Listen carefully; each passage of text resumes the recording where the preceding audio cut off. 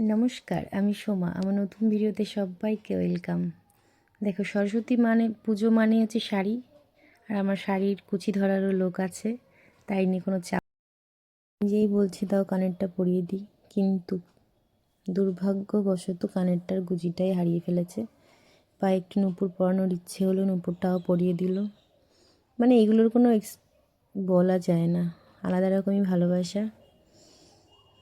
বলছি তুমি তোমার মতন রেডি হও, আমাকে রেডি হতে দাও। হাসতে হাসতে গড়াগড়ি খাচ্ছে, নূপুরটা উল্টো পড়াচ্ছে। রেডি হয়ে বাইরে এসে একটা ছবি তুললাম। এই যে আমাদের তিনজনকে কেমন লাগছে জানিও। পরে তিনজনে বেরিয়ে পড়লাম ঘুরতে। প্রথম আমাদের কল্যাণীতেই দেখো ভীষণ বড় মেলা, দুর্গাপুজোর মতনই প্যান্ডেল।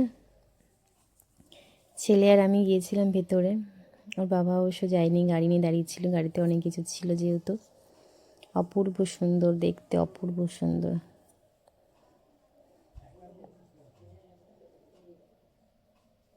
সরস্বতী পুজোয় এত বড় প্যান্ডেল ঠাকুর আগে দেখিনি, আমি এখনই দেখছি।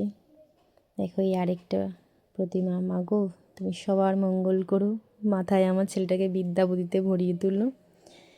এরপর এখানে দাঁড়িয়ে ফোন আসলো মায়ের, যেতে হবে মায়ের বাড়ি। দেখো মেলাটা ঘুরিয়ে দেখাচ্ছি, তখন সব কিছু রেডি হয়ে পারেনি, বিকাল থেকে মেলা যেহেতু। এই যে আমার ছেলে কটা ফটো তুলে দিল আমাকে।